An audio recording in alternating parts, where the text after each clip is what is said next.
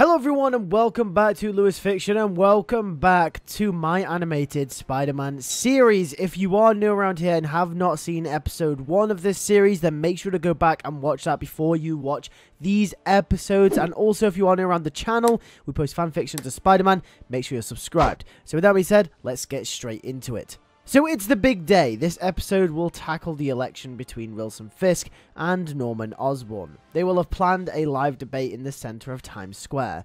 We have been following Norman's story for the last couple of episodes, and this will be his big turning point in the show when it comes to realizing the rivalry he has with Wilson Fisk. We will get to see the build up to the election with Norman taking precautions, hinting to the audience that something may be coming. Norman has met Fisk and understands the type of man he is.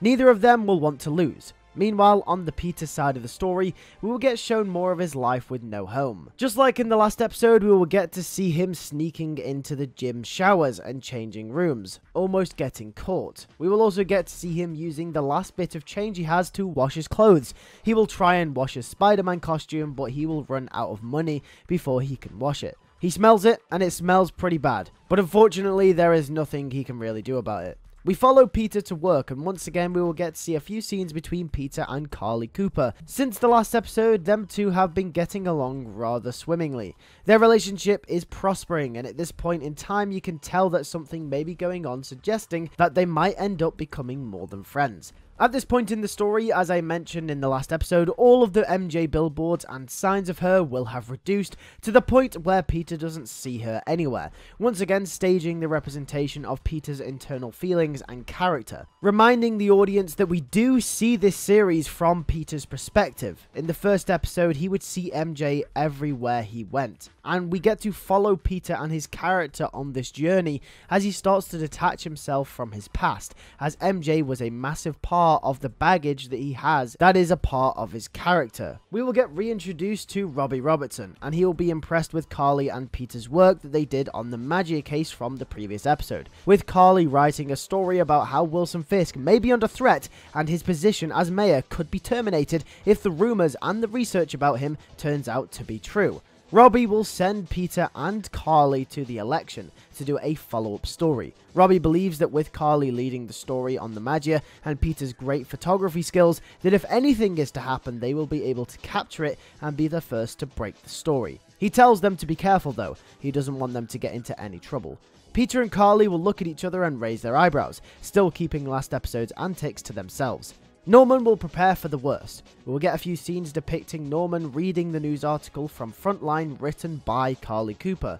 He will flick through the pages and will sense that this could mean one of two things. Number one, Wilson knows that not only is Norman onto him, but the media is as well, which is never good for public perception. And number two, that gives Wilson all the more reason and motif to try and take out Norman by assassinating him, framing someone else, to unite the city under Fisk once more. Norman knows that Fisk wants him out the picture. From the very first time that they met, he felt the tension between them. Norman knows this, but at the same time, just as Fisk wants to win, Norman wants to win as well. One thing that we will learn from Norman is that he is always one step ahead, no matter what. And that's why these two figures clash as much as they do, because in a lot of ways, Fisk and Norman Osborn are exactly the same person. In the way that they conduct themselves, the presence and respect that they both command when they're in a room, the values of hard work and dedication, and also the willingness to do whatever it takes to get what you want. They are complete opposites, but are the same in more ways than you can imagine. At the same time, as Peter and Carlie make their way to the debate, Peter will keep Spider-Man on standby as well, as he is aware of the danger that Fisk may pose.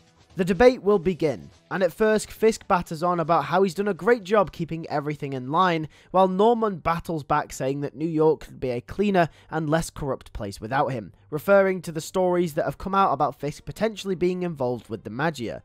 This enrages Fisk, and just when everything looked like it was going according to plan, a villain known as the Vulture swoops down trying to take out Norman Osborn. As the crowd starts to scream and scurry, Peter will leave Carlie to suit up as Spider-Man. Fisk is escorted off the stage, acting surprised as to the attack, as Osborn enacts his prepared plan. Men in black suits enter the stage and start shooting the Vulture out the sky, as Spider-Man arrives to fight him. The security guards are unaware as to what is going on. Spider-Man's lesson during this episode will be learning how to fight a villain in air combat. It's a rough battle, and Peter's inexperience with bigger and more powerful villains will shine through, not to mention how he's never really dealt with anyone airborne before. The Vulture will get the upper hand, as Peter is also trying to dodge Osborn's security team shooting at them both as well. Carlie will be wondering where Peter got to, and will be angry at first as she's been left by herself. She realizes that Peter isn't going to be able to get any pictures, so decides to try and get some herself. As the crowd runs away from the fight, Carlie stays back and tries to snap the fight herself. Spider-Man will carry on fighting the Vulture, but unfortunately for Peter, the Vulture will manage to escape. After everything is done and dusted and the police arrive on the scene, we will catch back up with Peter and Carlie as they report back to Frontline. Peter gets there late, and Carlie isn't very happy with him, saying that he left her.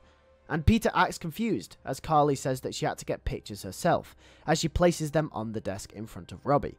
Although they are pictures of the fight, they are low quality. Peter says he left to get a better vantage point, as he places down pictures on the table of high quality photos of Spider-Man and the Vulture. Carlie is taken back and surprised. They will then share a bit of banter, as Peter sarcastically says that he's better at his job than her.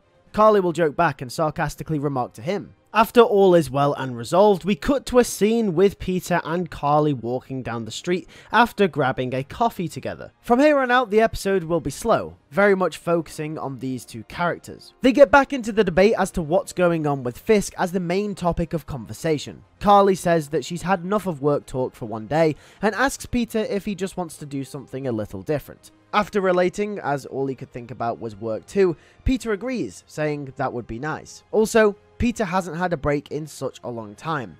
After breaking up with Mary Jane, all he could think about was Spider-Man, Spider-Man, and Spider-Man. That's all he did on a day-to-day basis.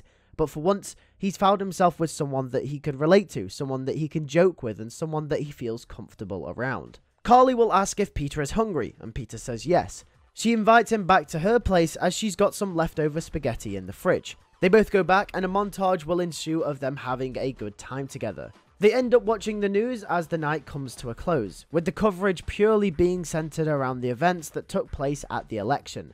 Carlie thinks to herself that the Flying Birdman was probably hired by Fisk. After what had happened with the bar with no name, all of those villains have got to come from somewhere. Fisk must have connections.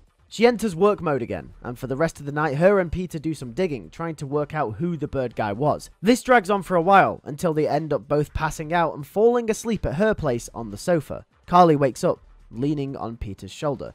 At first, this will catch her by surprise, but while Peter is still asleep, she thinks to herself, this felt right. It feels natural. She places her head back on his shoulder and closes her eyes, and falls back asleep as the episode draws to a close. But before the episode can fully end, we cut to a scene with Fisk and Adrian Toomes, who reveals himself to be the Vulture. As we guessed, Fisk hired him to take out Norman, but isn't impressed by the outcome. He threatens Toomes, saying he has one last chance before it's game over and he's out. Adrian says he won't fail him, and we cut to black. That is episode 5 of my Spider-Man animated series. If you did enjoy the episode, make sure to leave a like and tell me in the comment section down below if you are enjoying this series. Episode 6 will be coming next Thursday, so make sure to stay tuned for that. With that being said, thank you guys for watching. I'll catch you guys in the next video. Take care and peace.